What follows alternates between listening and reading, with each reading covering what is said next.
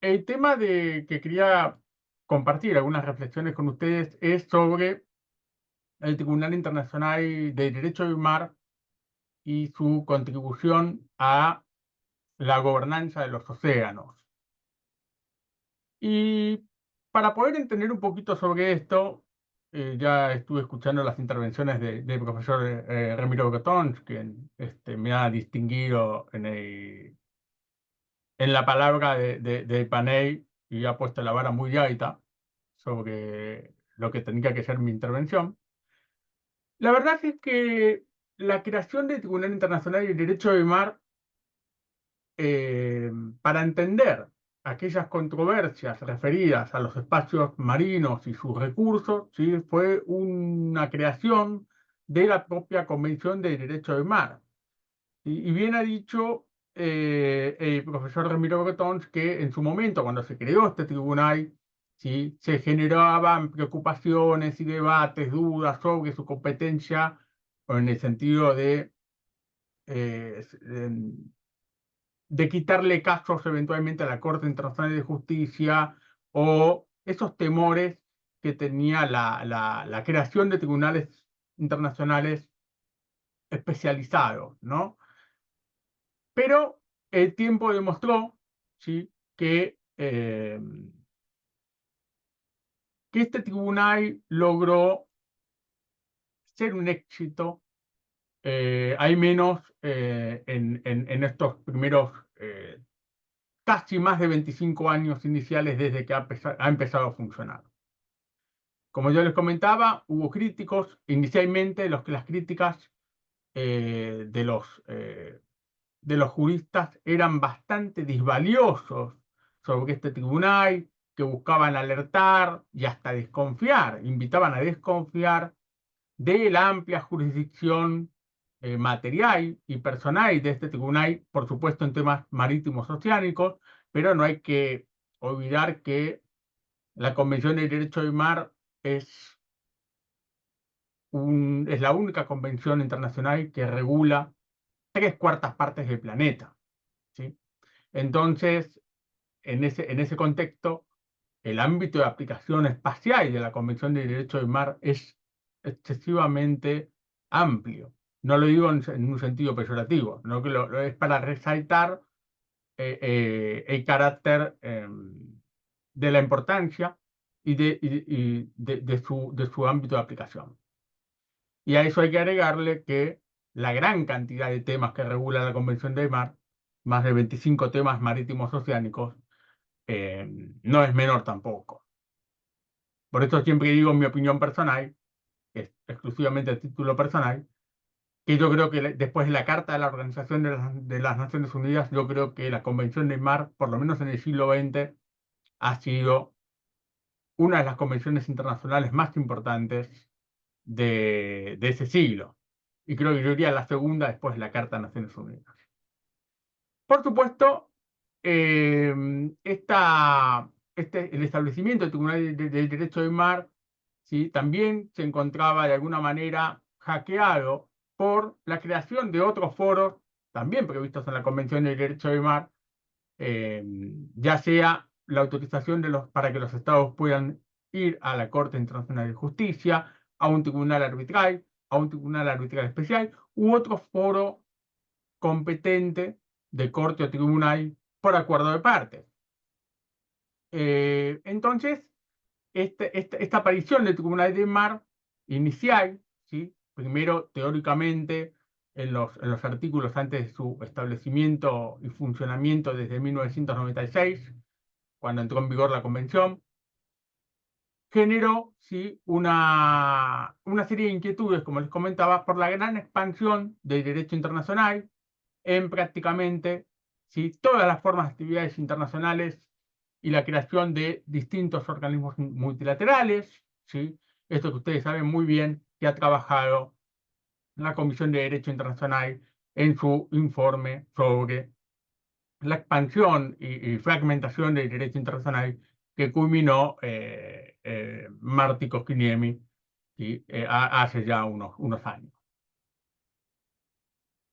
Por supuesto, las dudas de la ausencia de una fragmentación del derecho internacional fueron finalmente descartadas por la CDI, ¿sí? Al entender que el derecho internacional constituye un sistema único y que el efecto de sus normas, reglas y principios deben interpretarse en un contexto. Yo creo que es necesario analizar esta labor del Tribunal Internacional del Derecho del Mar a partir de esta premisa y considerar cómo fueron, o cómo fue, mejor dicho, este foro, ¿no? Cuál ha sido el rol de este foro para contribuir a una gobernanza eficaz de los mares y océanos.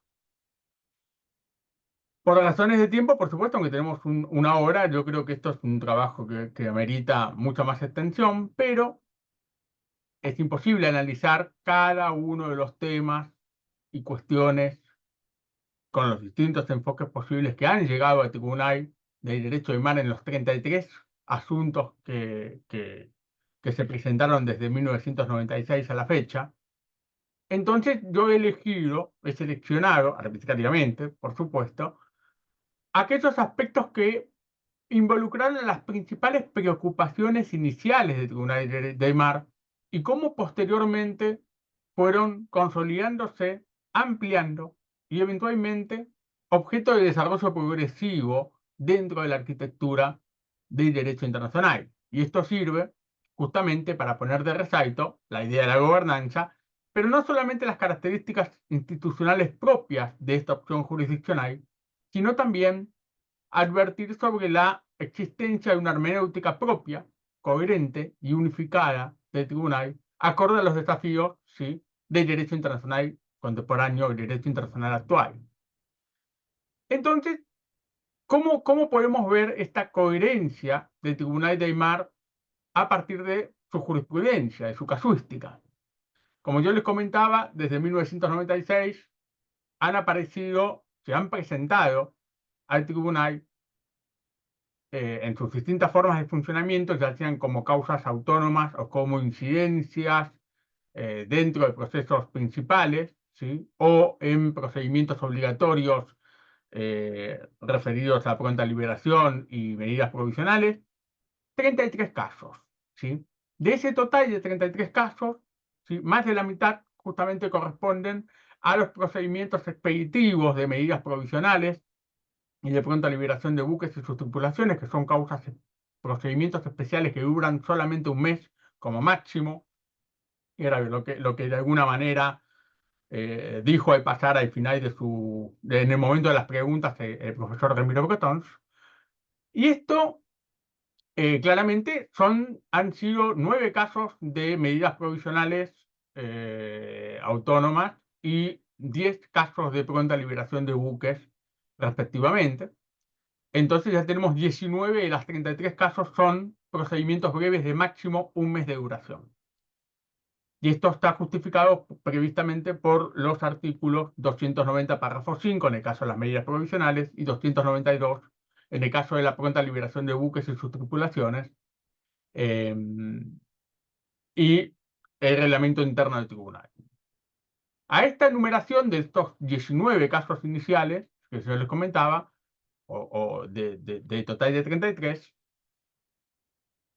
corresponde adicionar los casos de las opiniones consultivas en 3 oportunidades, una de ellas ante la Sala Internacional de los Fondos Marinos, y las otras 2 referidas al plenario, entre comillas, del tribunal, ¿sí? La más reciente de mayo de este año, referida a la opinión consultiva de los estados insulares respecto al cambio climático. Y luego tienen los procedimientos contenciosos sobre fondo del asunto, o sobre el fondo de una controversia, referidas a, por ejemplo, en una selección temática, la legalidad de la detención y el arresto de buques en 7 oportunidades, la conservación y explotación sostenible de pesquerías en un caso, la delimitación marítima en 3 casos. Y de esta lista, ¿sí?, que yo les he mencionado, que completan los 33, el tribunal posee actualmente 2 controversias en curso en su agenda de procesos, ¿sí? La esquematización y división que les acabo de formular por supuesto, invita a analizar algunas de las cuestiones que este tribunal tuvo que afrontar progresivamente, como les comentaba, desde su constitución y desde allí advertir, señalar, seleccionar criterios, ¿sí?, con los que el tribunal luego pudo sostener y desarrollar su propio criterio jurisprudencial, ¿sí? Cuestión ampliamente gravitante, como yo les comentaba, ante el temor, entre comillas, que tenían algunos estados y, por supuesto, parte de la doctrina respecto de la proliferación de estos tribunales internacionales desde finales del siglo XX. Entonces, el primer grupo temático de lo que a mí me interesaría señalar es las disputas concernientes a los buques o generadas por los buques, ¿sí? El segundo tema que me interesaría tocar es el tema de las medidas provisionales y eventualmente, si llegamos con el tiempo, considerar algunas cuestiones referidas a las opiniones consultivas, ¿sí? Entonces, en este primer grupo, que es las disputas generadas o concernientes desde buques, ¿sí?, podemos dividirlos o subdividirlos en distintos tópicos. Yo he seleccionado cuatro, ¿sí? El primero tiene que ver con, o grandes temas, el primero tiene que ver con el equilibrio de intereses de la Convención de las Naciones Unidas sobre el Derecho del Mar. El segundo es las condiciones para la procedencia de una pronta liberación de buques y sus tripulaciones. El tercero es la determinación y razonabilidad de una fianza razonable o garantía financiera, ¿sí? Y el cuarto vendría a ser el concepto de buque como unidad a los fines del Instituto de la Protección Diplomática. Todo esto ha sido parte de una consistente labor del tribunal en estos procesos originados a veces por actividades pesqueras en forma directa, por buques pesqueros o por buques tanques o por buques abastecedores de combustibles que abastecían justamente combustible a buques pesqueros. Gran parte de esta coherencia del tribunal, ¿sí?, como yo les comentaba, posee fundamento, ¿sí?, en la imposibilidad de algunos estados para iniciar otros procedimientos en otros tribunales, o estos procedimientos en otros tribunales, fuera de la fórmula de opción del artículo 287. El segundo grupo, o segundo gran grupo eh, de temas, trata sobre otra dimensión normativa aplicable a las jurisdicciones internacionales en cuanto a sus procedimientos y prácticas.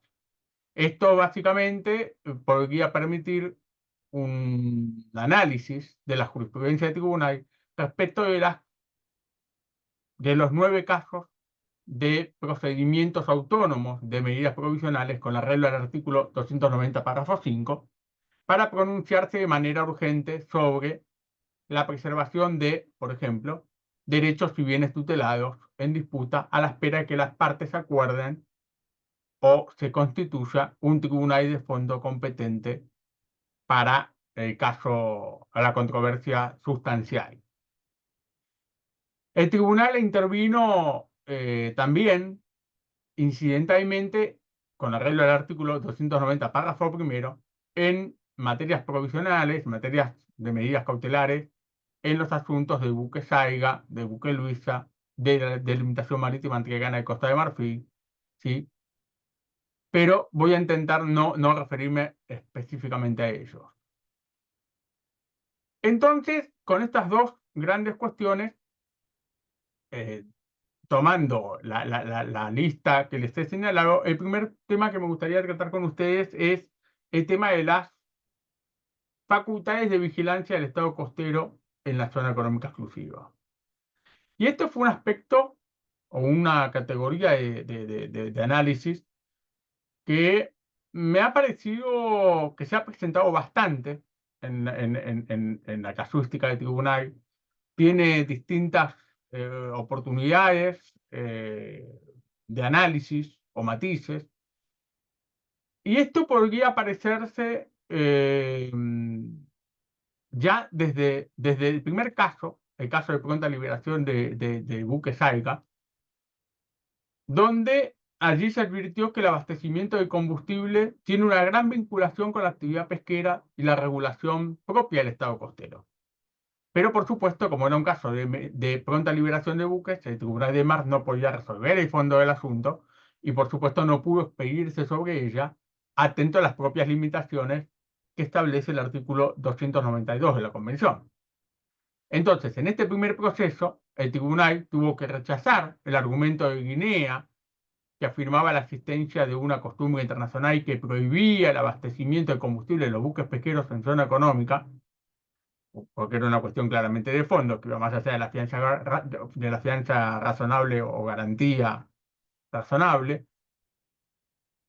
Y esto, por supuesto, de todos modos quedó comprobado la inexistencia de esta prohibición general que alegaba Guinea en el fondo de la cuestión, que fue el caso Saiga número 2, que fue el otro procedimiento, cuando el Tribunal de Mar examinó distintos artículos de la Convención, como el 33, el 56, el 58, tienen que ver con zona económica exclusiva, el 111, el derecho de persecución, y el 292 de pronta liberación, al momento de considerar la detención del buque y el obrar posterior del Estado costero, a la luz de los requisitos necesarios para la aplicación de estas disposiciones. En efecto, el tribunal advirtió que la Convención del Derecho del Mar no contiene una disposición específica sobre la prohibición alegada por Guinea de prohibición de abastecimiento de combustible, y por esta razón era necesario eventualmente analizar la consistencia de cada norma aplicado al caso concreto. Esto me refiero a los artículos 33, 56, 58, 111 y 92. 292, perdón. Entonces se debate a estas competencias amplias de facultades de vigilancia del Estado costero, ¿sí? Competencias amplias o restrictivas, ¿no? Según de quién se trate, como son hechos acontecidos en zona económica, no es algo tan sencillo, porque la zona económica no es ni mar territorial ni alta mar, no es ninguna de ambas cosas. Entonces, cuando uno tiene presente los argumentos presentados por los distintos estados para justificar su accionar en zona económica exclusiva, no es sencillo. A título ilustrativo, por ejemplo, se advierten cómo los estados invocan cuestiones como conceptos o nociones como interés público, autoprotección, seguridad, todos en sentidos amplios. El Tribunal del Mar, cuando ha analizado estas cuestiones, siempre aclaró que su aceptación tenía aparejada como consecuencia eh, un necesario respeto por los términos y los derechos de otros estados conforme a la Convención del Mar. Traducido en otra palabra, en otra explicación, no se pueden reducir los derechos de terceros cuando uno invoca interés público o autoprotección, o seguridad, o lo que sea. Esto entonces habla del equilibrio de intereses de la Convención de Aymar, ¿sí? Y de la compatibilidad que tienen que tener los estados costeros cuando realizan acciones en ejercicio, ¿sí? De sus derechos de soberanía en la zona económica exclusiva. En esta categoría, ¿sí? Hay estados que han llegado a plantear en la Tribunal de Aymar la idea del estado de necesidad. Es un concepto un poco extremo, a mi criterio, para un tribunal tan especializado como el Tribunal de Derecho del Mar. El estado de necesidad es muy común o muy habitual en procedimientos CIADI, por ejemplo. Pero es poco común en Derecho del Mar. eh, pero bueno, hay estados que lo han planteado, ¿sí? El Tribunal del Mar rechazó este tipo de planteos, justamente en el caso de Saiga 2, en el caso del fondo de Guinea, ¿sí? Básicamente, el estado de necesidad como concepto es muy difícil. Hablamos de un concepto de una existencia de un peligro grave e inminente sobre los intereses esenciales de un Estado y que el accionar posterior en consecuencia se justifica como única opción o medio para resguardar los derechos tutelados afectados por el peligro grave e inminente. Es muy complicado de justificar en derecho del mar, sobre todo para detener un buque. Por supuesto, como les decía, el Tribunal de Mar, en el caso de Isaiga, número 2, rechazó estos planteos y adoptó, casualmente, los mismos estándares que había adoptado la Corte Internacional de Justicia en el reconocido caso Gapsicovo-Najimaro, ¿sí? Del año 1997 de Hungría y Eslovaquia. Sin embargo, esto no significa que el Estado ribereño carezca de competencias para una interpretación amplia, ¿sí? El artículo 58, párrafo tercero de la Convención del Derecho del Mar dispone que los estados deberán cumplir con las leyes y reglamentos locales adoptados de conformidad con la Convención. O sea, el Estado costero algo puede hacer. ¿Qué significa esto? En palabras del tribunal o en la idea del tribunal, los estados no solo están obligados convencionalmente, según el texto directo e inmediato de la Convención del Derecho del Mar, sino que a la vez este texto autoriza el reenvío a la legislación doméstica de los estados costeros de conformidad con la Convención, o sea, sin contradecir ella. Les digo un ejemplo muy, muy, muy sencillo. La Convención autoriza, por ejemplo, el establecimiento de espacios marítimos conforme a la Convención de Derecho de Mar, ¿sí? Por ejemplo, mar territorial hasta una distancia máxima de 12 millas. Perfecto. Si un Estado decide establecer un mar territorial de 10, 11 millas, lo puede hacer sin problema, porque 12 millas es máximo, ¿sí? Esto es lo mismo. Cada estado, hay un reenvío a la legislación doméstica, ¿sí? Cada Estado lo hace de manera soberana, por supuesto, sin vulnerar lo que dice la propia Constitución de los Océanos de Derecho del Mar.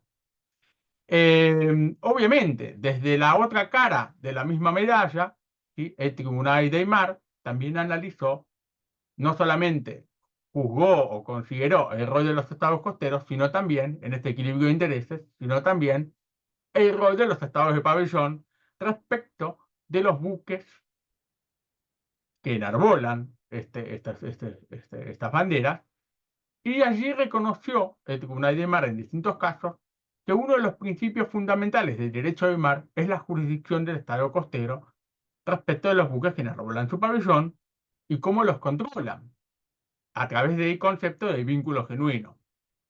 Y que excepto en circunstancias particulares y sin que eso afecte el equilibrio general de la Convención, allí podrían obrar, ¿sí?, los estados ribereños. Entonces, estas situaciones invitan a, como considerar, como les decía yo, una posición realista.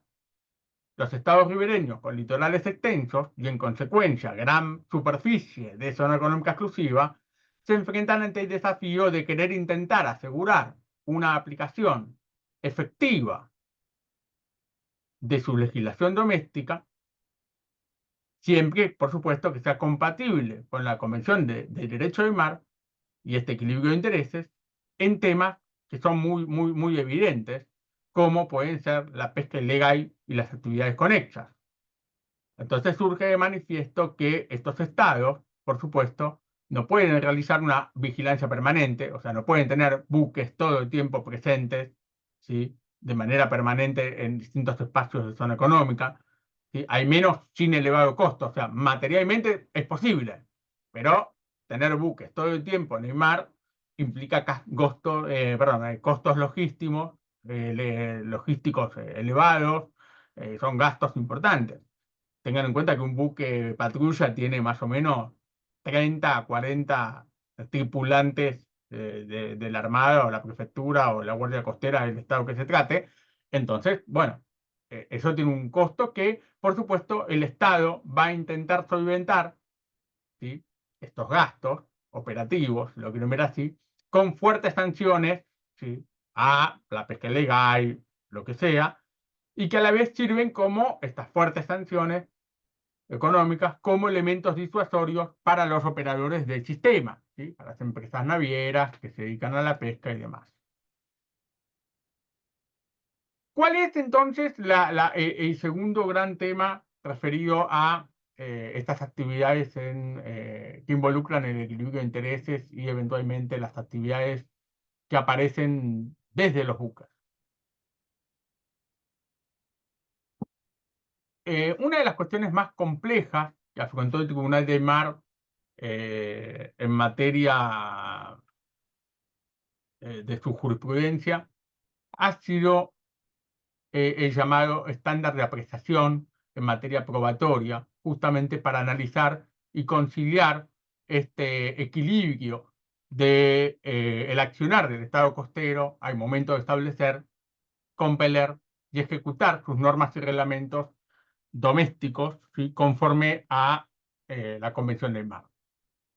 Este tema justamente se planteó en el caso de Buque Saiga, en el fondo del asunto, y tuvo un matiz de contraste en la opinión separada del juez Wolfgang, del juez alemán, quien apreció que la jurisprudencia internacional no proporciona orientaciones amplias y que por ello el Tribunal del Mar carece de total libertad para decidir de qué manera va a valorar la prueba de las partes. Y esto es por aplicación del básico principio, el que alega prueba, ¿sí?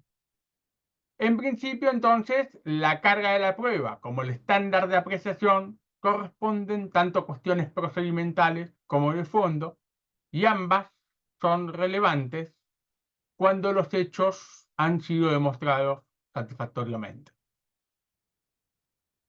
Posteriormente, a esta controversia de Isaiga, el caso siguiente, que fue el caso de las medidas provisionales en torno a la administración y conservación del atún de aleta azul, ¿sí?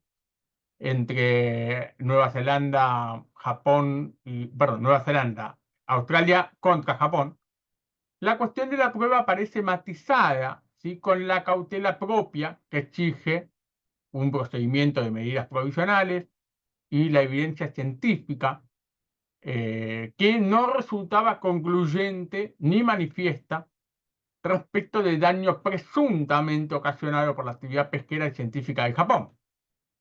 En este asunto, a mí siempre me ha llamado la atención el voto del juez Lane, quien en un voto separado cuestionó la posición extrema de la mayoría del tribunal y sostuvo que allí no se había demostrado de forma irrefutable y manifiesta el daño a la población estícola del atún azul, del atún de aleta azul, y que podría haberse invertido la carga de la prueba para que Japón probase, eventualmente, las consecuencias de su programa de pesca experimental, que era el objeto de la medida provisional.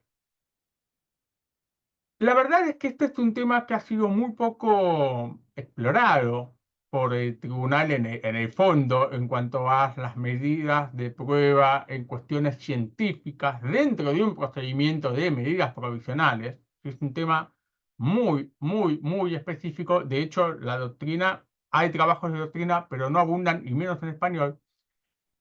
Pero hay un aporte desde Latinoamérica que es del profesor Campos Macha, quien advierte que el desarrollo de las pruebas de los distintos expertos científicos cuando se trata de este tipo de controversias puede ser confrontada por los estados en litigio y que el propio tribunal, al someterlo a estos científicos dentro del desarrollo de la prueba oral, el propio tribunal puede someterlos a preguntas y también a contrapreguntas de las contrapartes, ¿sí? Que también cuestión que consideraba el profesor Ramiro Brotón hace unos momentos. Esto pone a prueba la ampliación, ¿sí? de los hechos, de la prueba propiamente dicha, para intentar justamente demostrar el carácter indubitable de estos elementos complejos que tienen las cuestiones científicas, lo cual es, para nosotros los abogados, las cuestiones científicas nos son a veces nos superan. Entonces, justamente el desarrollo de estas audiencias permite esto. Son los datos científicos presentados, cómo se cuestionan, y esto además hay que reconocer, de alguna manera, en alguna de las preguntas que se plantearon antes, en la etapa de preguntas al profesor Ramiro Brotón. ¿Por qué? Porque así como tenemos la situación de los jueces ad hoc, también es cierto que las opiniones de los expertos que presentan las partes en un tribunal internacional suelen estar situadas en extremos opuestos. Normalmente los expertos suelen respaldar la posición científica del Estado al cual le presentan la prueba. Y esto generalmente genera una cuestión de un interés de los científicos en justificar una posición de casualmente la parte que lo invita a presentar la prueba. Entonces, ¿cómo encontramos un punto de equilibrio en estas cuestiones de las circunstancias científicas, eh, o de la admisión de la prueba, o la amplitud de la prueba, si lo quieren ya salir de la complejidad y de la cosa tediosa que hace la evidencia científica en procesos internacionales, científicas de cuestiones más allá del derecho? Y la solución o un punto de equilibrio lo podemos encontrar justamente en la sentencia que el Tribunal de Mar trató de buque Saiga, sí, el segundo caso del tribunal y el primero del fondo del asunto, cuando la mayoría de los jueces consideró que San Vicente y las Granadinas, el Estado solicitante, había cumplido con su carga inicial para demostrar la legitimación como Estado de pabellón, y que el demandado, Guinea, pretendía cuestionar la registración del buque San Vicentino al momento de la detención. Y entonces tenemos un inicio, ¿sí?, de la carga de la prueba del Estado solicitante, que presumiblemente había demostrado ese primer indicio, y que el demandado, cuando se quiso invertir la carga de la prueba, no pudo desvirtuar con contrapruebas la legitimación de San Vicente de las Granadinas. Entonces, en consecuencia, el Tribunal de Mar logró establecer una especie de parámetros jurisprudenciales sobre la demostración de la nacionalidad de los buques como parte de la legitimación procesal, sin perjuicio de reconocer que los estados son soberanos para incluir o retirar buques de sus registros de manera, insisto, soberana. No le pueden decir a los estados cómo incluir o qué requisitos tienen que cumplir para que los buques tengan su pabellón, pero sí que es una cuestión que el tribunal siempre ha tratado de aclarar, ¿sí?, en materia probatoria, y para ello no ha ahorrado planteos o oportunidad, o incluso incorporar requisitos cuando las circunstancias del caso así lo ameritan. De hecho, en procedimientos posteriores, ¿sí?, como el caso de Grand Prince entre Bélice y Francia, otro caso de pronta liberación, creo que era el quinto en el orden, ahí se empezó a discutir no solamente eh, la legitimación del buque, sino además el establecimiento necesario de una fecha crítica o una fecha relevante al momento de la presentación de una solicitud de pronta liberación y del presunto incumplimiento del estado demandado. Es decir, que tenía que haber un doble requisito: la fecha de la presentación y la fecha del presunto incumplimiento del estado demandado, que tenían que mantenerse para aceptar la legitimación del estado de pabellón. Mención aparte, en materia probatoria, que vamos a ver si podemos llegar luego con el tiempo, es las cuestiones ambientales, ¿sí? Las cuestiones ambientales tienen un particular enfoque que ameritan que en estos casos exista una razonabilidad de la prueba, exigida justamente en materia de daños producidos o potencialmente susceptibles de que ocurran. Y en estos casos el tribunal en general ha sido, a mi criterio, renuente a considerar la inversión de la carga de la prueba. Esto queda claro, por ejemplo, en el caso de la planta MOX, ¿sí?, entre Irlanda y Reino Unido, tan característica y presente para los ambientalistas bajo la noción del principio precautorio, ¿sí? Y esta posición del Tribunal del Mar en este tema de la amplitud probatoria resulta coherente para quienes temían por las eventuales contradicciones del Tribunal del Mar respecto de la Corte Internacional de Justicia, con los casos del Temple de Preavier, sobre delimitación entre Camboya y Tailandia en 1962, el tema de las actividades militares y paramilitares en y contra Nicaragua, que también comentaba el profesor Ramiro Grotons en el año 1986, o la disputa fronteriza, ¿sí? También del mismo año, entre otros casos. Sin embargo, esta cuestión de la amplitud y aceptación y el debate de la carga de la prueba tuvo un renovado impulso con el caso del buque italiano Enrique Alexi, en una disputa que involucró a Italia, por supuesto, como salvación del buque, y a la República de la India. Y allí en este caso, se contribuyó a este debate de la inversión de la carga de la prueba respecto de hechos o de un ejercicio del derecho de la jurisdicción penal ejercido en forma abusiva. Y aquí tenemos una ampliación extraordinaria. ¿Por qué? Este caso tuvo una solicitud de medidas provisionales ante el Tribunal de Mar, que tuvo oportunidad de considerar los argumentos de las partes en torno al famoso artículo 300, que habla de la buena fe y el abuso del derecho en la Convención de Mar, y decretó la suspensión de los distintos procesos locales que pudiesen agravar o extender la disputa o poner en riesgo o perjudicar cualquier decisión de fondo que se adopte en oportunidad de constituirse el tribunal arbitral competente con arreglo al anexo 7 de la Convención de Aymara. En lo que a mí me interesa destacar de este artículo 300, el tribunal advirtió la existencia de dos elementos vinculados entre sí. La buena fe, un claro principio de derecho receptado por el propio derecho internacional y codificado en la Carta de las Naciones Unidas, ¿sí? Y el abuso del derecho, un tema de arduo debate en el derecho del mar y que procura evitar que los estados alteren sus compromisos o los compromisos asumidos al momento de ejercerlos. En este caso, el Enrique Alexi, histórico en cuanto a la interpretación del artículo 300, hay autores que dicen que es el primero de alguna medida, en rigor para mí no lo es.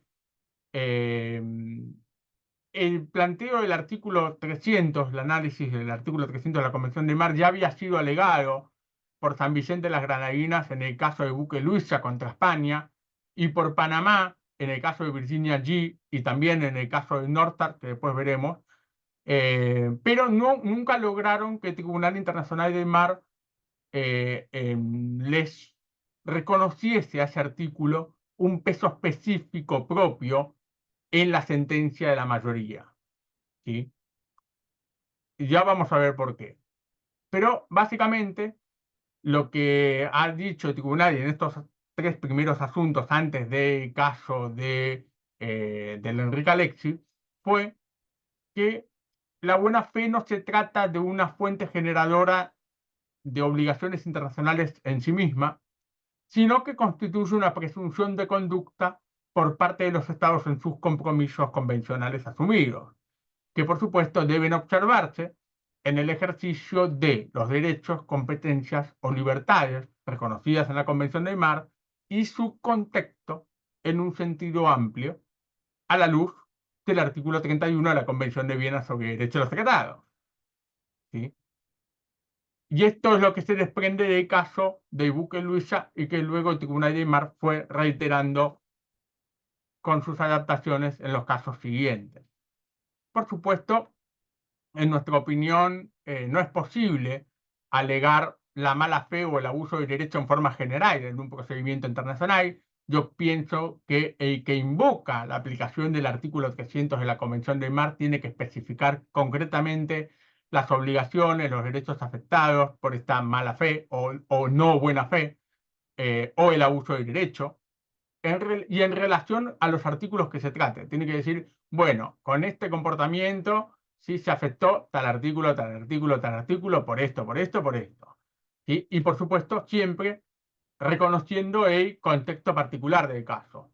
Razón por la cual en mi opinión, un solo acto o una sola conducta aislada no resulta determinante en sí misma. Hay que verlo todo en el contexto del caso, las conductas de las partes, y el sentido que el ejercicio del derecho, ¿sí? En el caso concreto, ¿por qué?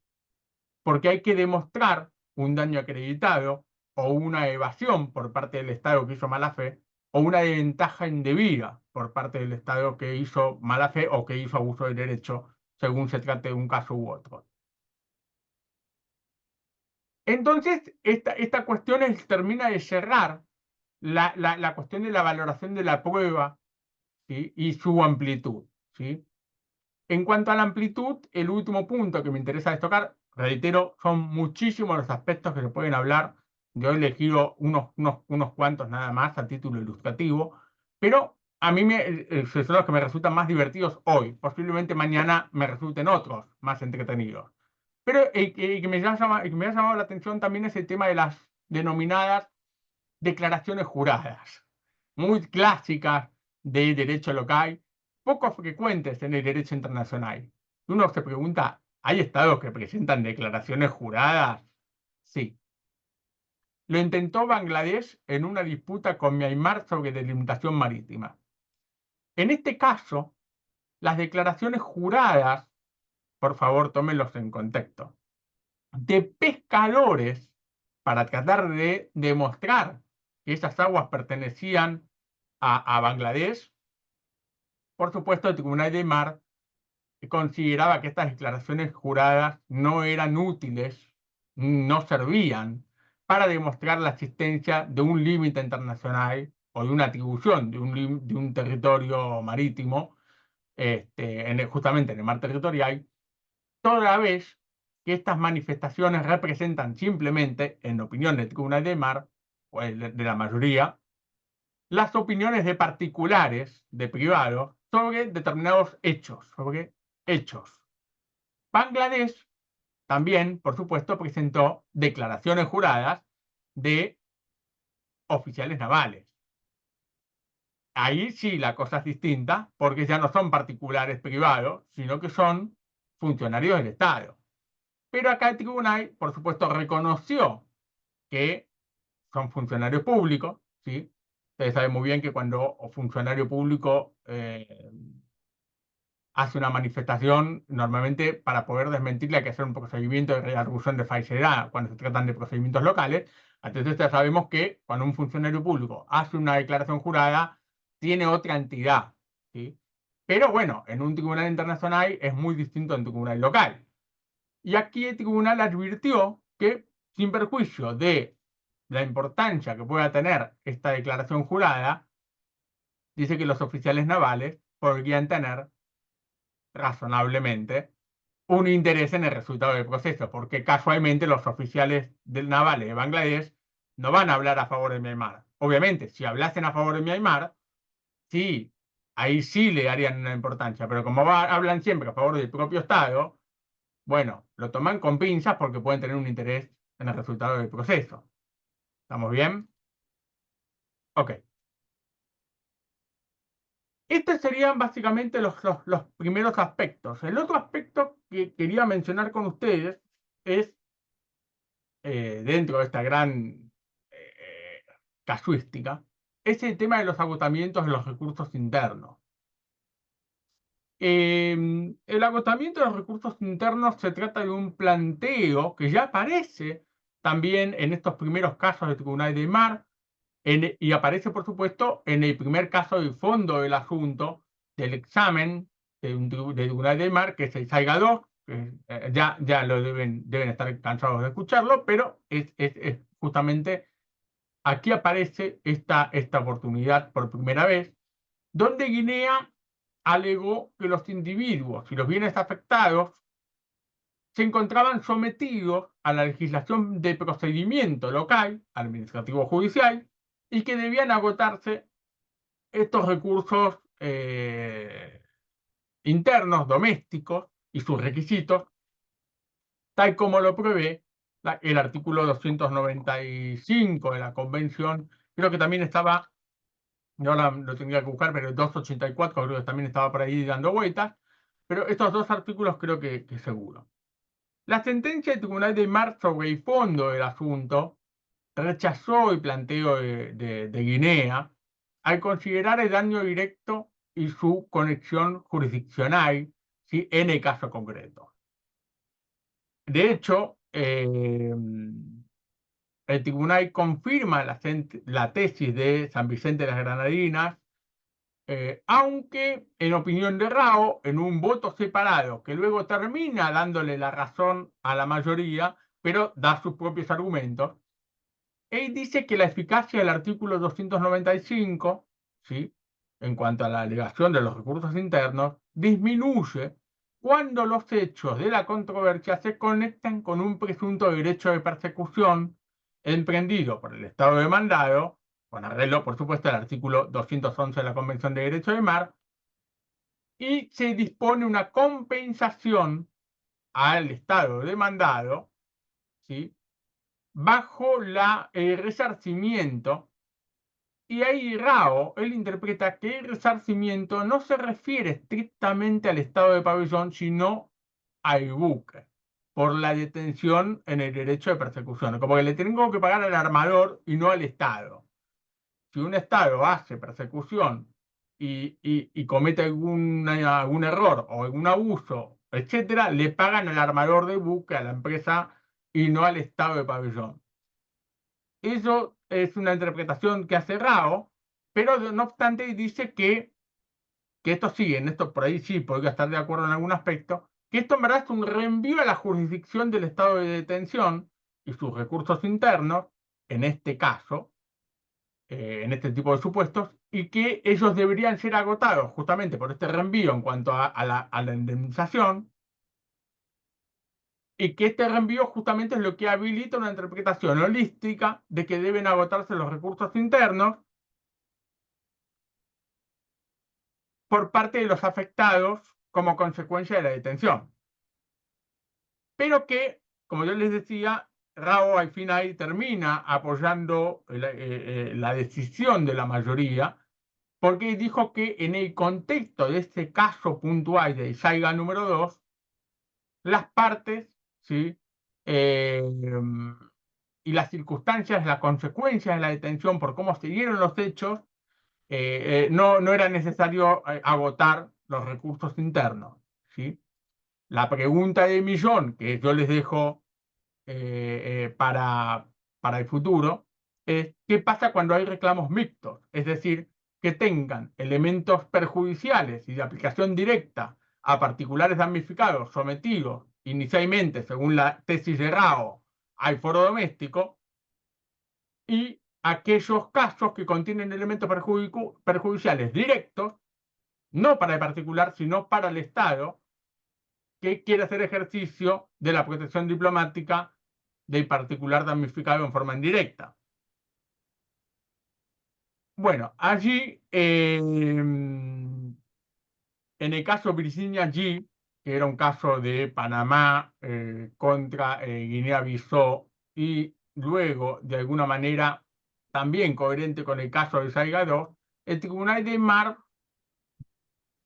esboza una solución, que es básicamente determinar cuidadosamente cuál de los elementos resulta el más preponderante, el directo del particular o el directo del Estado. Si el que es más preponderante de los dos, cuando son elementos mixtos, ese es el que define, ¿sí?, si vamos a tener agotamiento de recursos internos o no prima facie. Y por supuesto que esto no deben omitirlo, ¿sí?, en cuanto a lo que es a su correspondencia conforme al derecho internacional. El cuarto punto, ya entrando a esta dinámica desde los buques, ¿sí?, es la cuestión del derecho de persecución y la utilización de la fuerza para detener buques por parte del Estado costero. Hoy claramente estoy con estas cuestiones en la mente. Cuando uno analiza el artículo 111 de la Convención del Derecho del Mar, advierte que se refiere al derecho de persecución en alta mar, en principio, advierte que el tribunal eh, identifica que este artículo debe ser interpretado en una utilización en sentido acumulativo. ¿Sí? Es decir, que todas estas condiciones del artículo 111 deben presentarse justamente acumulativamente para que el derecho de persecución sea correctamente utilizado. Y que todas ellas deben, ¿sí?, estar presentes, ¿sí?, para poder habilitar una correcta, como se les decía, persecución y detención eventual de un buque. Ahora, cuando pasó este caso del buque Saiga 2, el fondo de la cuestión, y fue detenido por Guinea, un caso muy conocido, ¿sí?, que el buque había sido detenido, eh, el buque de San Vicente de las Granadinas había sido detenido por Guinea, según Guinea en su propia zona económica exclusiva. Luego en los hechos se dieron cuenta que había sido en zona económica exclusiva de Sierra Leona, si no me equivoco. Pero en lo que va al uso de la fuerza, ¿sí?, el tribunal dijo que aquel había sido empleado en forma excesiva e irrazonable. Y el tribunal señaló que el buque Saiga estaba prácticamente al máximo de su carga, ¿sí? Era un buque que se dedicaba al abastecimiento de combustible de buques pesqueros, ¿sí? Y que y justamente por estar al máximo de su carga, navegaba de forma lenta al momento de ser interceptado, con una velocidad máxima, si no me equivoco, de 10 nudos, y que justamente por estas características de la navegación del buque, no representaba una dificultad para la detención por parte de los guineanos, ¿no?, de los oficiales de la Armada de Guinea. Por otra parte, Guinea había intentado justificar la realización de los disparos al afirmar que la tripulación del buque había intentado hundir al buque patrulla de Guinea, pero que luego en el desarrollo de las audiencias orales, este argumento de Guinea fue modificado. O sea, el propio estado de tensión cambia su explicación de los hechos y afirmó que no se trató de un intento deliberado, sino de la propia estela del Saiga, o sea, del agua que levanta y genera el movimiento por el tamaño importante del buque detenido. No obstante, el tribunal consideró que, sin importar las circunstancias del caso, por cómo se dieron, ¿no?, más allá del cambio de relato, era injustificable que los oficiales de Guinea disparasen al buque sin emitir ningún tipo de señal o advertencia que exige el derecho internacional y la práctica en la materia. Aunque el tribunal no diga cuáles son, ¿sí?, yo les comento que básicamente son avisos por radio en distintos idiomas, ¿sí? En el caso de la Argentina, los estados latinoamericanos son avisos de radio primero en español, luego en inglés, y luego, si no hay respuesta, que procede a señales con banderas específicas. eh, Luego de eso, obviamente son señales universalmente aceptadas, ¿no? Conforme a la seguridad marítima, y luego al final y recién pueden ir los disparos, ¿sí?, si la gravedad de la presunta infracción lo amerita, el comportamiento, etcétera. Normalmente no es un disparo que tiene que impactar directamente en el buque, tiene que pasar cerca, ¿sí?, como para que se den cuenta que les están avisando que se detienen, que les están pidiendo que se detengan. No le vas a disparar directamente a la cubierta, ¿sí? Pero bueno, esos son, y luego va incrementándose conforme la actitud que tenga el buque perseguido, ¿no? Esto es básicamente lo que corresponde, la práctica en la materia. Por supuesto, hay estados que tienen un protocolo específico para buques pesqueros, otro para buques privados de otras, buques mercantes, ¿no? O no gubernamentales de otras características, ¿sí? Pero bueno, cada estado tiene. Argentina tiene uno muy, muy, muy reciente, solamente para buques de pesca, lo cual es bastante adaptado a las circunstancias puntuales. Este será el año 2018 y es bastante, bastante correcto ese protocolo de actuación de unidades navales de pesca. Bueno, entonces, como les decía, en el caso Saiga, el Tribunal del Mar observó que Guinea había empleado una fuerza excesiva al abordar al buque, a Saiga, que no había prestado jamás ningún tipo de resistencia ni realizó desde el propio buque Saiga un uso o una amenaza del uso de la fuerza al disparar indiscriminadamente Guinea, ¿no?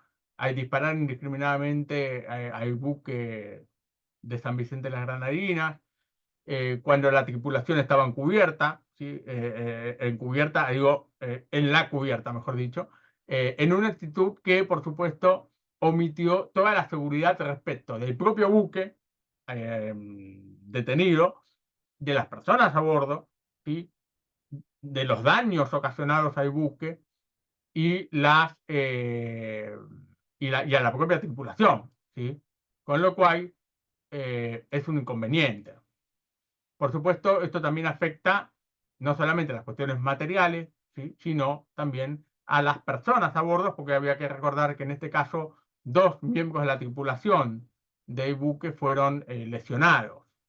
Entonces, por estas razones, el Tribunal de Mar concluyó que Guinea había realizado un uso excesivo de la fuerza antes y después de abordar el buque Saiga, violando los derechos de San Vicente de las Granadinas de conformidad con el derecho internacional. Entonces, aquí viene la primera gran aclaración que hace el Tribunal de Mar, que me parece muy positiva para el derecho internacional contemporáneo, que es que este tipo de cuestiones del uso de la fuerza, entre comillas, no se enmarcan en el uso de la fuerza conforme a la Carta de Naciones Unidas. No es el 2.4. Sí, sí, dice uso de la fuerza, pero que diga literalmente uso de la fuerza no significa que estemos hablando de 2.4. ¿Sí? Estamos hablando de las funciones policiales del Estado ribereño dentro de la lógica de los usos lícitos y pacíficos de los mares y océanos que requieren supervisión normalmente del Estado costero, ¿sí? Y esto se traduce, ¿sí? En acciones de prevención y fiscalización antes que de actos de naturaleza militar en sentido estricto. Justamente en el caso Saiga, el tribunal tuvo en cuenta las circunstancias de la detención del buque, como les comentaba, ocasión en la que se advirtió la poca o nula importancia de la seguridad del buque, como les decía, en ocasión del empleo de armas de fuego por parte de Guinea, la generación de daños materiales y la lesión a los tripulantes del buque detenido. Esto se vio también posteriormente, claramente, en 2 casos más. Uno es el caso del buque Virginia G entre Panamá y yo les comentaba antes, Panamá y Guinea-Bissau, ¿sí? Donde los agentes de Guinea-Bissau habían procedido a la detención del buque en la zona económica exclusiva de Guinea-Bissau mediante acciones que Panamá consideró intimidantes, violentas, desconsideradas y desproporcionadas para reprimir una, entre comillas, presunta violación a las disposiciones del Estado costero. En este caso, el Tribunal de Mar afirmó que el uso de la fuerza, ¿sí? Y aclaró justamente lo que les decía yo, que estos supuestos de uso de la fuerza no son a los que se refiere el artículo 301, cuando el artículo 301 es una remisión al 2.4 de la Carta, sino que justamente lo que es un asunto de índole policial en el mar y que esto no representa una prohibición total y general, como sí lo es el 301 y el 2.4 de la Carta. ¿Sí? Aunque el 2.4 de la Carta habla de abstención del uso de la amenaza del uso de la fuerza, pero bueno, son dos detalles que me exceden ahora en la conferencia, pero que da para incluso para tesis de maestría y o doctorado. Bueno, cuestión que aquí tenemos una contribución también de Tribunal del Mar en esta temática, y si quedase alguna duda,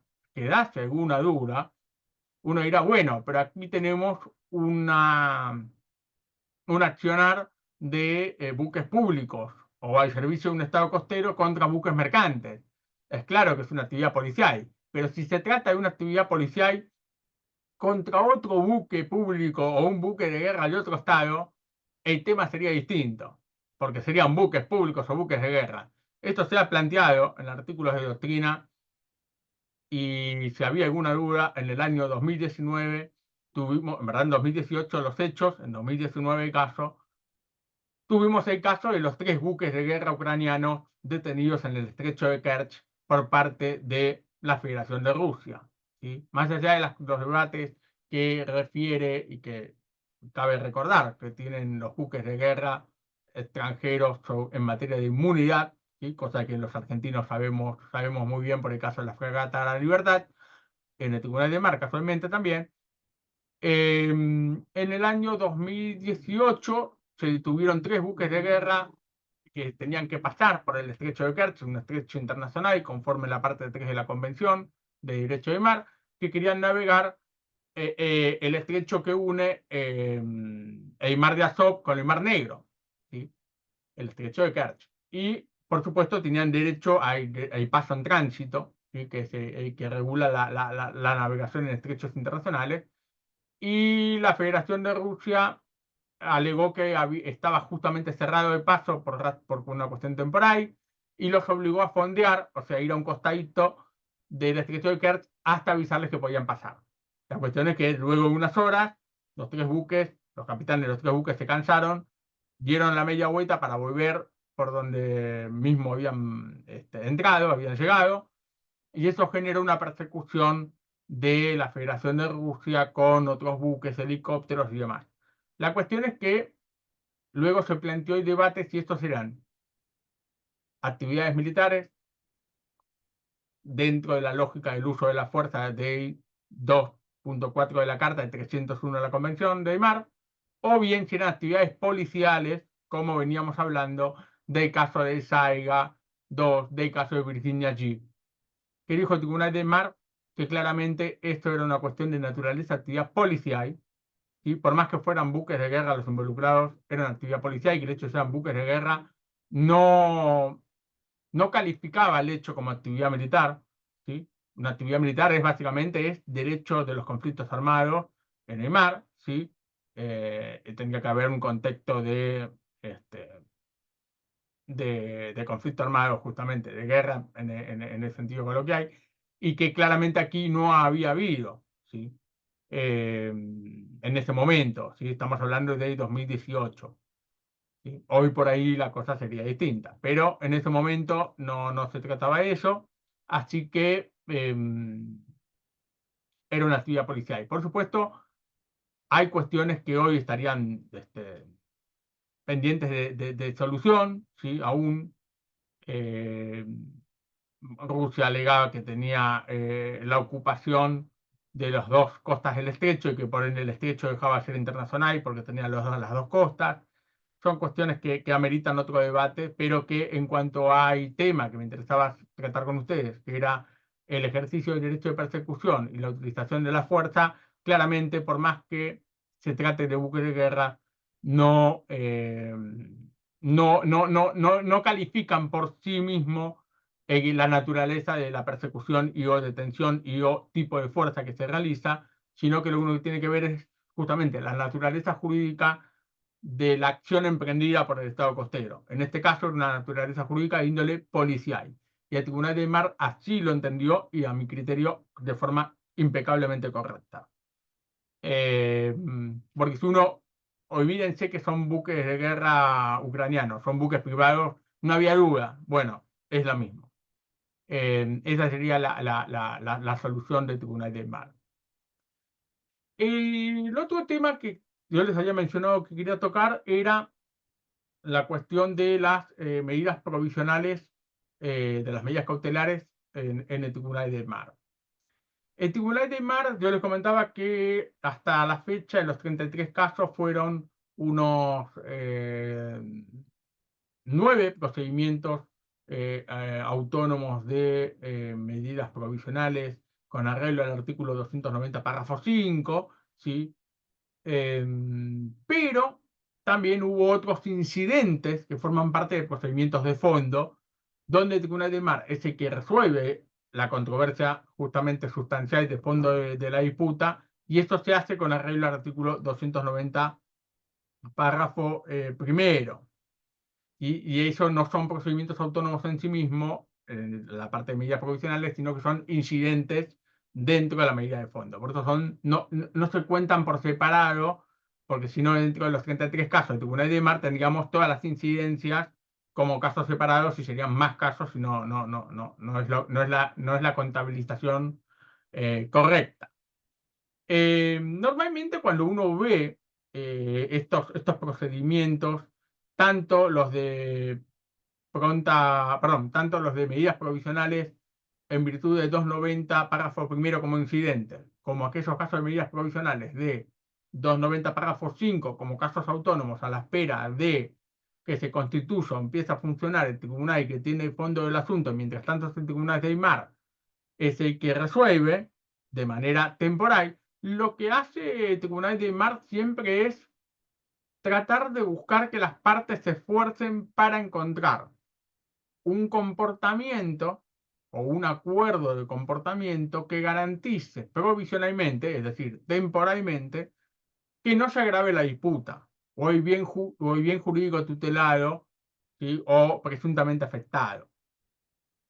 Entonces, el tribunal siempre en los distintos casos ha ido incorporando como en el caso de la fragata La Libertad, en el caso del buque del Arctic Sunrise, el buque de Greenpeace, o en otros casos más, el caso de el estrecho de Johor, que es cuando hicieron los casos, ese caso de poiderización, el caso de ganarle terreno al mar, ¿sí? entre Malasia y Singapur en el estrecho de Johor.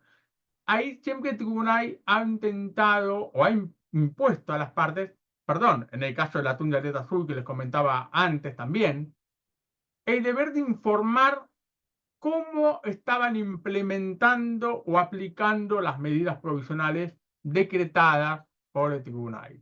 Y eso evidenció un mecanismo de monitoreo coherente con la práctica de otros tribunales internacionales, como por ejemplo la Corte Internacional de Justicia o en el ámbito que nos preocupa a nosotros, como la Corte Interamericana de Derechos Humanos, con lo cual claramente volvemos a ir descartando estos temores de la fragmentación del derecho internacional.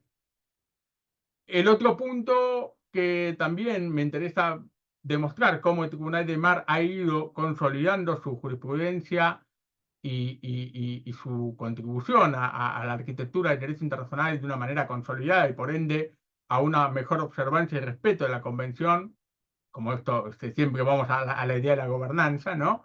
Es el tema del establecimiento, la naturaleza, establecimiento de las fianzas o montos de garantía razonable en pronta liberación de buques.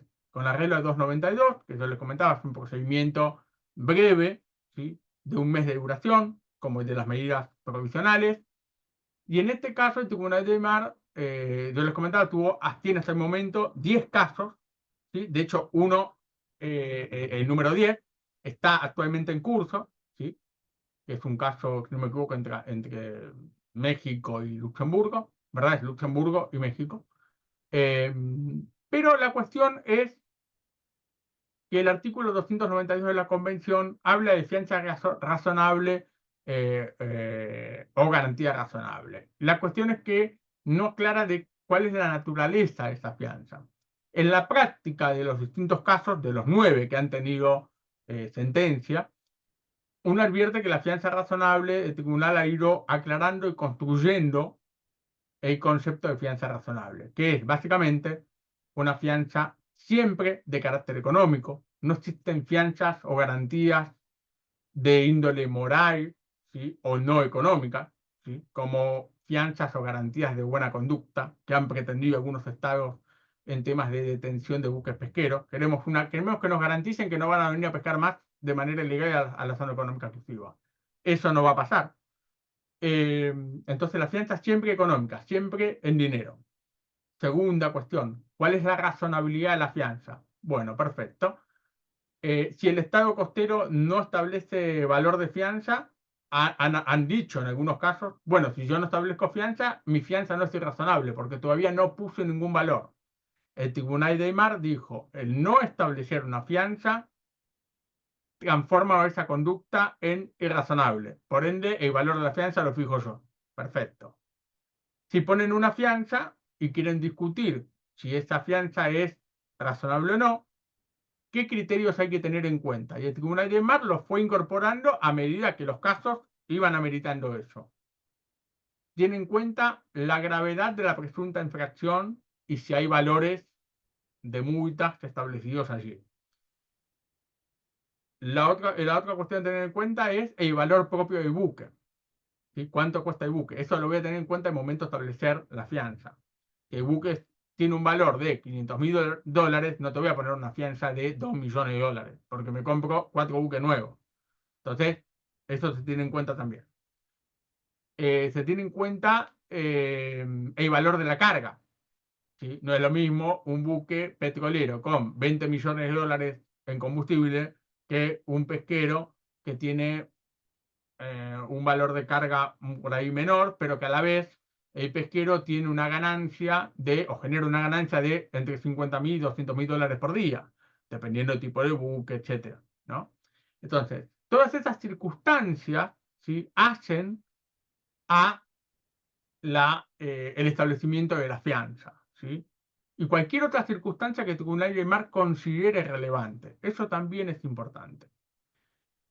La otra cuestión que también se tuvo en cuenta era si era necesario que los estados de los pabellones de buque, cuando inician estos procedimientos de pronta liberación, tienen que solamente pedir la liberación del buque y que los demás estados, las nacionalidades de la tripulación en uso de la protección diplomática tengan que pedir también las liberaciones por separado. El Tribunal de Mar aclaró que el buque constituye una unidad jurídica donde cuando uno pide la pronta liberación del buque, también tiene implícita la pronta liberación de la tripulación, ¿sí? Y esto en verdad es para ahorrar inconvenientes, porque, como ustedes podrán imaginarse, es muy poco común que un buque tenga toda tripulación de la misma nacionalidad del Estado de pabellón o de otra, pero sean todos del mismo estado. Normalmente los buques tienen una composición de tripulación multinacional, o sea, son de todos lados, ¿sí? Entonces se imaginan que ante un pedido de una liberación, de un procedimiento, de un buque, con una fianza razonable, de un mes de duración, tengo que pedirle al Estado de pabellón del buque y a, no sé, 10 estados más, 15 estados más que se presenten también pidiendo el tema. ¿Cómo venimos de tiempo a todo esto? Porque yo dejé de ver mi reloj, se me apagó la pantalla y ya no la miro más. ¿Estamos bien, Daniela, con el tiempo? Sí, doctor, estamos perfectos. ¿Cuánto me queda? Podemos tener unos 5 minutos más. Bueno, 15 minutos más. Entonces, a mí me parece muy destacable esta cuestión de la unidad del buque, porque claramente es una respuesta coherente con las necesidades de la Convención del Derecho del Mar. Esto se ha visto, ¿sí?, en los distintos casos, ya sea desde el caso de Saiga número 1, ¿sí?, eh, con hasta el último caso. Importante tener en cuenta cómo se combinan todos estos factores que yo les hablaba de los recursos internos, por ejemplo, con estos procedimientos de la naturaleza del procedimiento de pronta liberación de buques. En el caso de Camuco y Monte Conforco, el estado de detención era Francia, y Francia trataba de confiscar los buques en sede administrativa, una estrategia extraordinaria desde el punto de vista eh, legal, y por supuesto pretendía que al confiscar los buques, que el buque no pertenecía más al Estado de pabellón del buque, y por ende el Estado de pabellón del buque carecía de legitimación. Una jugada extraordinaria. Lo que pasó fue que El Tribunal de Aymar advirtió que era una confiscación administrativa y como era administrativa y era susceptible de revisión judicial, la confiscación no era definitiva y por ende, hasta que esa confiscación fuese definitiva, el Estado de Pabellón del Buque mantenía su legitimación. Entre paréntesis, hubo otro argumento muy novedoso de los franceses que me pareció también notable, que era que ellos alegaban que no se habían agotado los recursos internos. Lo que pasa es que el artículo 292 dice que el Estado de Pabellón del Buque puede presentar esta solicitud con cumplirse 10 días hábiles, o sea, 2 semanas, desde la detención del buque. Y el Tribunal de Mar dijo, el caso, el supuesto de los agotamientos de recursos internos es para las cuestiones de fondo y no para este procedimiento especial que dura un mes y que no resuelve el fondo de la cuestión, sino que simplemente establece una fianza o garantía razonable y es lo único que hago. En ningún país del mundo, esto lo dice el Tribunal de Mar, estuvo perfecto cuando lo dijo, en ningún país del mundo se agotan los recursos internos en 10 días. De aceptar este tipo de pretextos, estamos desnaturalizando el instituto de la pronta liberación. Eso me pareció súper claro. Y ustedes dirán, bueno, ¿por qué insistió Francia luego en los demás casos en que fue demandado por pronta liberación?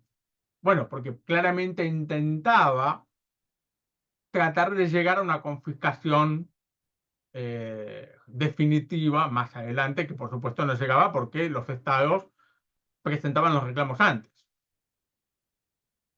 El que sí aprendió la lección de estos casos fue la Federación de Rusia, con los casos Honshimaru y Tomimaru. Eran dos buques japoneses detenidos en Rusia con un procedimiento de pronta liberación. Obviamente son dos buques, son dos procedimientos separados, pero corrieron en simultáneo, o sea, al mismo tiempo.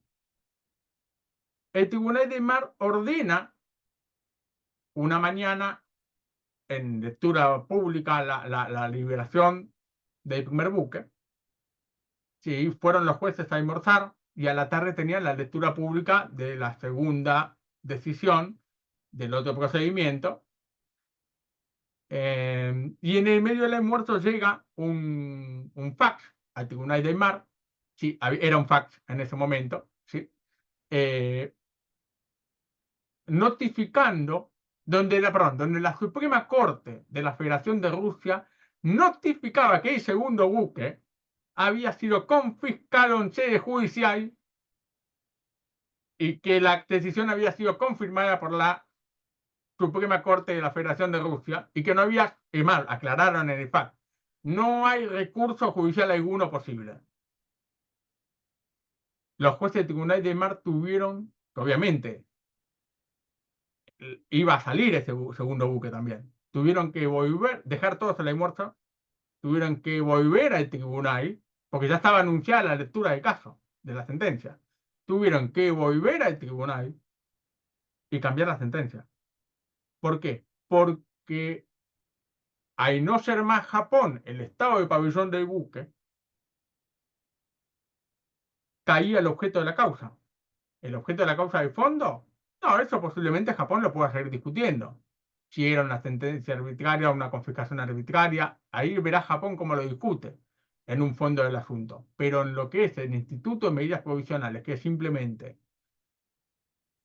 establecer el monto de la fianza, el Tribunal de Mar no podía resolverlo ya, porque ya no había más legitimación al momento de la sentencia. Entonces esto ahí se dan cuenta como con un detallecito la legitimación del buque al momento de un pedido de medidas provisionales o de un pedido de pronta liberación no solamente tiene que estar al momento del hecho, al momento de la presunta violación del estado de detención, al momento del inicio de la solicitud formal ante el Tribunal de Mar, sino que además esa legitimación, por lo menos en pronta liberación de buques, seguro, y medidas provisionales también, presumiblemente, tiene que mantenerse en todo el proceso hasta la sentencia, porque fue lo que es la gran lección que le dio la estrategia de Francia y luego perfeccionada e integralmente cumplida por la Federación de Rusia a, eh, a la comunidad internacional, como diciendo,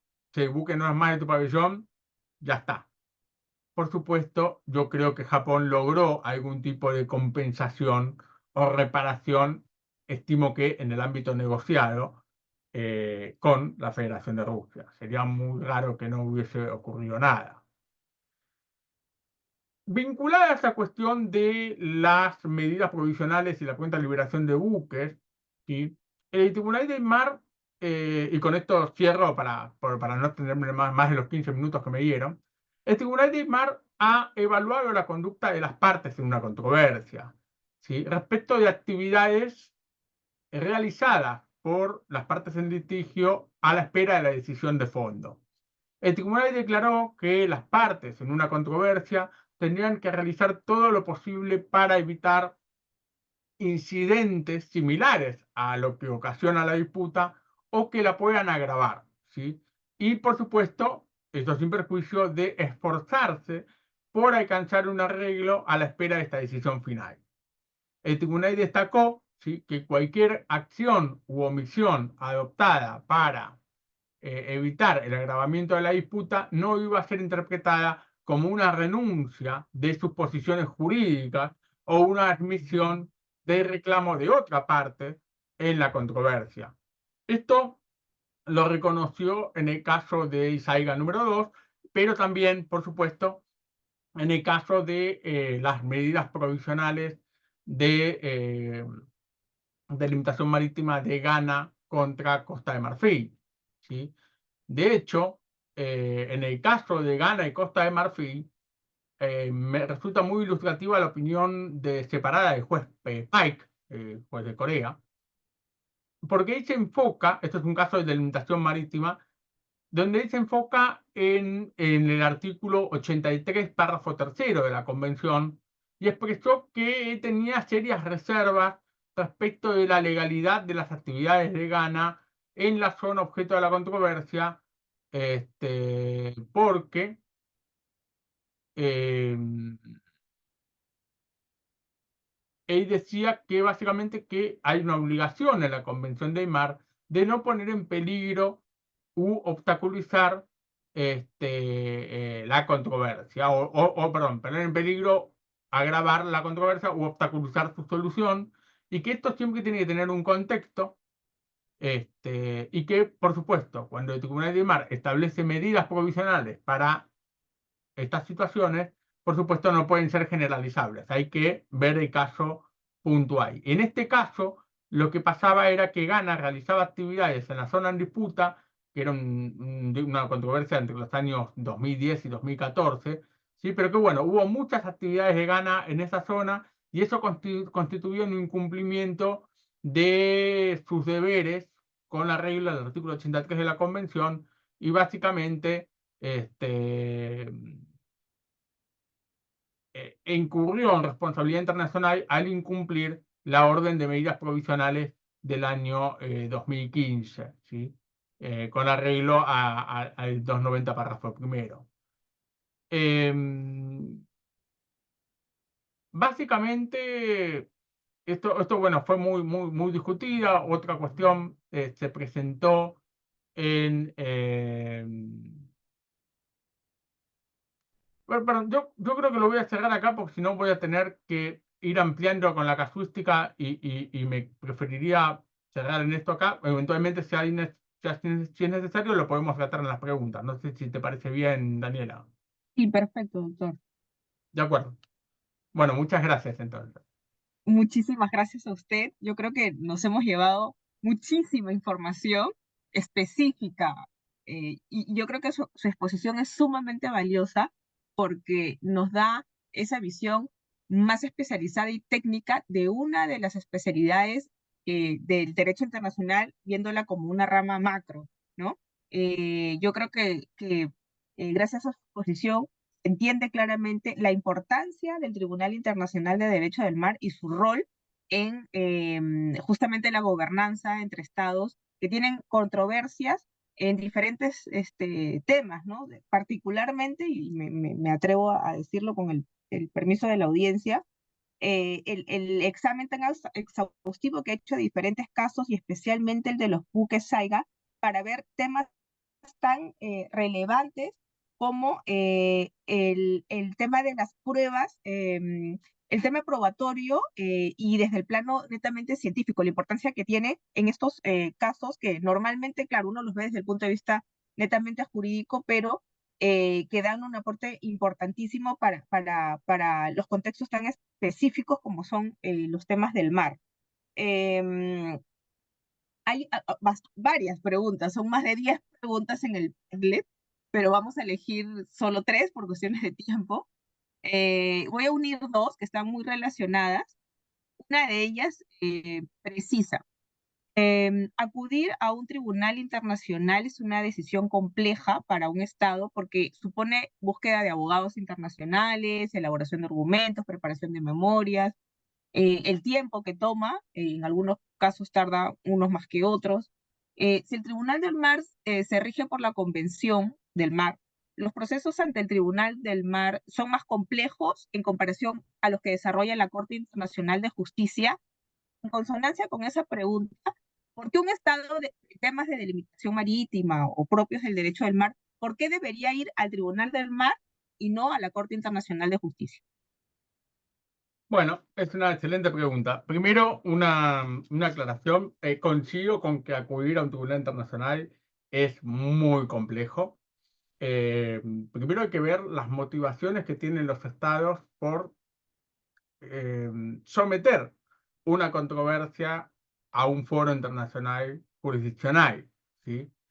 Ya la elección de un foro u otro ya es una elección significativa, más cuando es algo negociado, ¿no? Por supuesto, uno puede ir a un tribunal arbitral en forma residual, conforme a la convención, pero bueno, a veces los estados, si los estados se pudiesen poner de acuerdo tan fácilmente, directamente negocian en forma directa la controversia y la solucionan ellos. Lo que pasa es que a veces, como ustedes se darán cuenta, es un auditorio especializado el que tenemos aquí.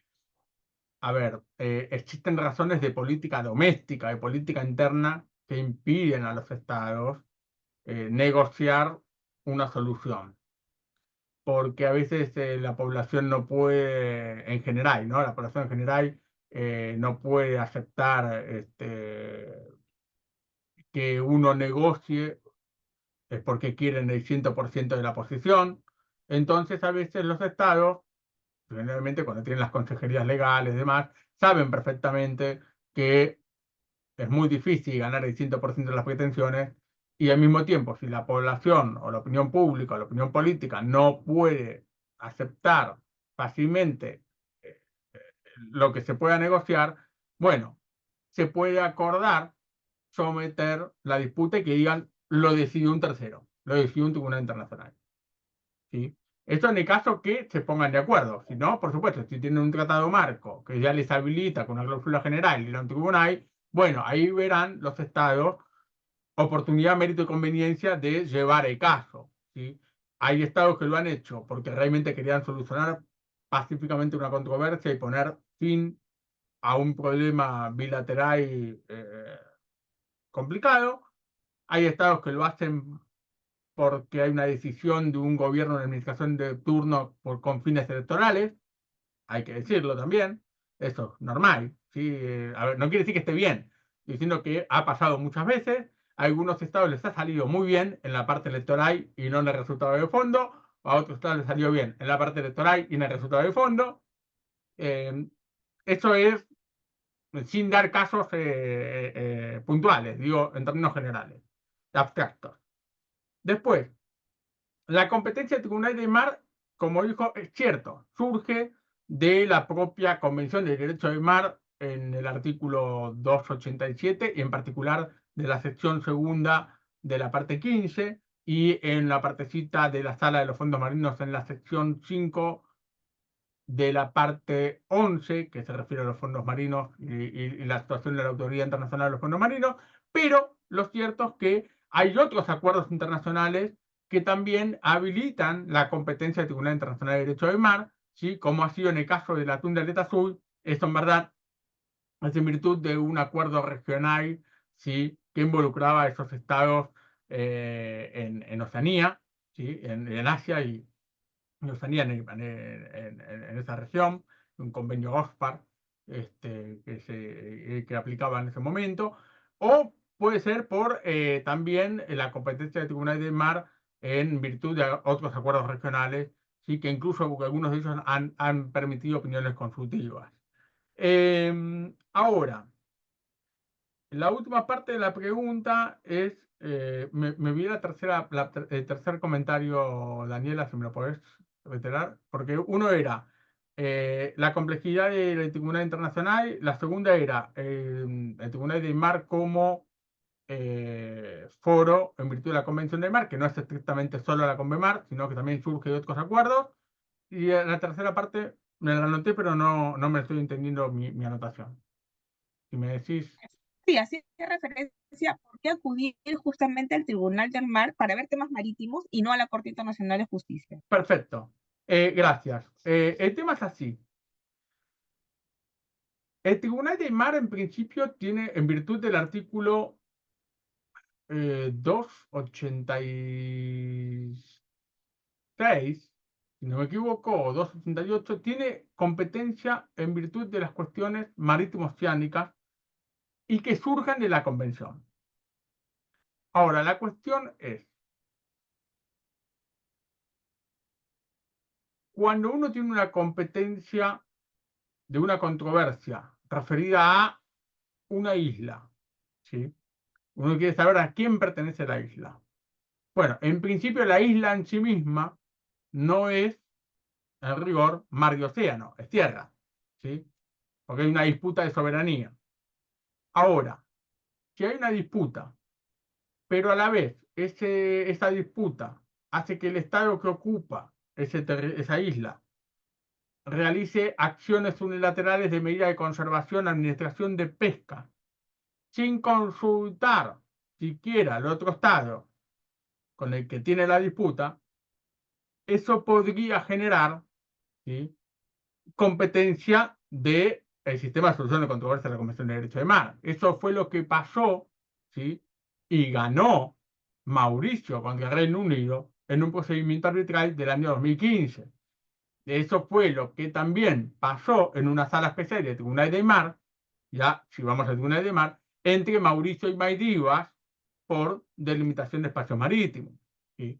Entonces, acá estamos empezando a ver que aunque uno tenga una lectura conservadora y estricta de la Convemar respecto de disputas marítimo-oceánicas, empiezan a haber componentes de controversias mixtas, ¿sí?, donde el Tribunal del Mar de a poco ha empezado a construir su propia competencia, por supuesto, en cuestiones que son esencialmente marítimo-oceánicas. Y esto es siempre lo que yo menciono de la Convención del Mar.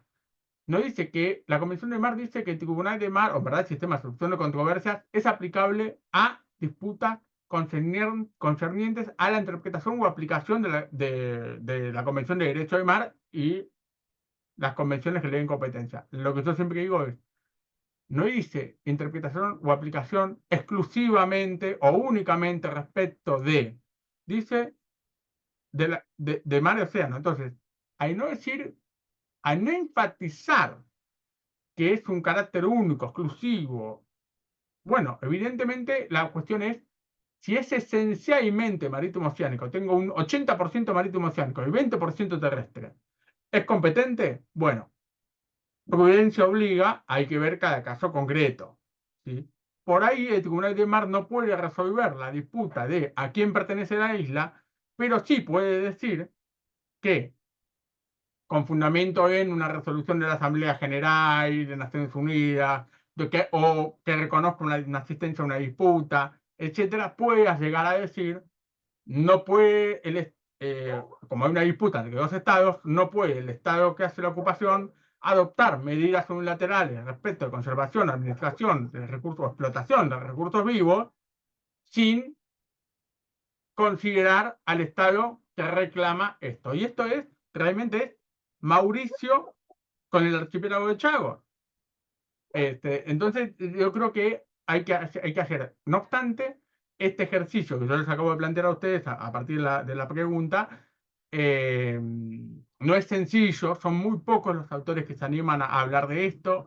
El más reciente ha sido Tullio Treves, que ha sido juez del Tribunal Internacional de Derecho del Mar hasta el 2011, es juez italiano, y él ha planteado estas cuestiones y él, por supuesto, dice algo que es razonable, que hasta antes de la opinión consultiva del archipiélago de Chagos de febrero de 2019 era una solución, luego de la opinión consultiva, hoy la interpretación puede ser mucho más amplia y favorable para que el Tribunal del Mar aborde cuestiones mixtas. ¿Sí? Ahora, si el Tribunal del Mar es más conveniente para las cuestiones marítimo-oceánicas, a ver, que la Corte Internacional de Justicia, la verdad es que la Corte Internacional de Justicia, desde que entró en vigor la Convención de Derecho del Mar, ha tratado casos de derecho del mar, también los ha tratado el Tribunal Internacional de Derecho del Mar. Lo que sí es cierto es que cuando uno aplica el sistema de solución de controversias de la Convención de Derecho del Mar, ninguno de los casos que llegaron a la Corte fue por aplicación de la Convención de Derecho del Mar. Siempre fueron por aplicación de otro tratado. Pacto de Bogotá. O sea, la jurisdicción de la Corte no llega por el 287 de la Convención, llega por el 36 párrafo segundo. Entonces, eso es un detalle. Sí, por supuesto, en el fondo de la controversia pueden aplicar la Convención de Derecho del Mar, la costumbre, lo que sea. Pero desde el punto de vista del acceso a la jurisdicción, para los estados parte de la Convención de Derecho del Mar, ¿sí? que han ido al Tribunal de Derecho del Mar, siempre fue la Convención. O los acuerdos regionales que habilitan, o bilaterales que habilitan competencia o cláusula de habilitación. Jamás de estos estados fueron a la Corte Internacional de Justicia, siempre fue por otro acuerdo marco. Con lo cual, eso es un detalle que habla del comportamiento de los estados. Ahora, en cuanto estrictamente a la conveniencia, en cuanto a la composición de los miembros del tribunal, bueno, nobleza obliga. Los jueces del Tribunal Internacional de Derecho del Mar, en general, salvo algún juez ad hoc, que realmente para mí no estuvo a la altura de las circunstancias, son personas que están versadas y preparadas y tienen publicaciones en Derecho del Mar. En cambio, los miembros de la Corte Internacional de Justicia son juristas en general más generalistas. ¿Sí? Lo que no quiere decir que no conozcan derecho de mar, conocen mucho, muy bien. ¿Sí? De hecho, el secretario de la actual Corte Internacional de Justicia es Philippe Gautier, que fue secretario antes, el registrar del Tribunal de Mar. O sea, sabe muchísimo de derecho de mar. O sea, en el Tribunal de Derecho de Mar, ya en los mismos miembros, ¿sí? Hay especialistas en derecho de mar. Lo que sí es cierto es que en el Tribunal de Derecho de Mar son prácticamente casi todos. ¿Sí? Reconozco, uno sabe dónde puede estar, saben dónde se ve, cuando hay votos separados o disidencias o ad hoc, uno ve la bibliografía que utilizan, son de especialistas de derecho de mar. Salvo algún juez ad hoc portugués que citó libros de filosofía, de derecho administrativo, derecho constitucional, y ahí ya se da cuenta que no es, se nota mucho la diferencia con los otros jueces, tanto los permanentes como los ad hoc, ¿no? Así que yo creo que ahí pude responder un poquito la tercera pregunta. Muchísimas gracias, doctor. Y vamos con la última. Usted ha hablado justamente, bueno, el tema de la prueba científica por el Tribunal del Mar en algunos casos. Si la ciencia sigue cambiando, va mutando, se va haciendo más sofisticada, ¿cómo hace el tribunal para pronunciarse y adaptarse al momento de hacer sus fallos? Bueno, afortunadamente para mí, porque si no hubiese sido una omisión grave, el Tribunal de Mar no ha tenido una controversia específica sobre el uso de la tecnología en, eh, eh, en disputas de índole científico. En términos generales, sí, yo creo que, por supuesto, las herramientas tecnológicas son un desafío, no solamente para la jurisdicción internacional y del derecho del mar, sino también para cualquier jurisdicción internacional. Eh, yo creo que tiene que ver, el punto para mí va a estar en la cuestión de la admisibilidad de estas herramientas en materia probatoria, ¿sí? Y que me parece que esa es la cuestión. Y ahí uno tendrá que ver la razonabilidad, la contrastabilidad.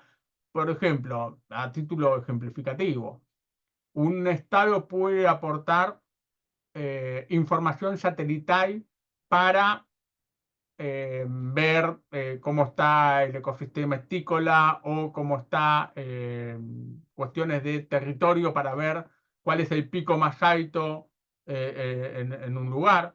Ahora, este tipo de pruebas no son pruebas que los estados pueden contrastar con facilidad. ¿Por qué? Porque la información satelital es una información digital, son programas de computación, números binarios, que pueden ser tecnológicamente manipulables. Agrandame acá, oscureceme acá, aclarame acá. Entonces, aparte, una imagen satelital sale millones de dólares. Entonces, ¿cómo los estados y los técnicos y un tribunal internacional puede ver esto? Bueno, ¿qué hace? ¿Qué ha pasado? Esto se ha presentado en tribunales internacionales, en el Tribunal del Mar, por ejemplo. ¿Qué ha pasado? Los tribunales lo que hacen es aceptan la prueba tecnológica, pero todavía no le dan un grado de, ¿cómo puedo decirlo? De certeza autónoma, de validez autónoma a la prueba digital o electrónica o tecnológica.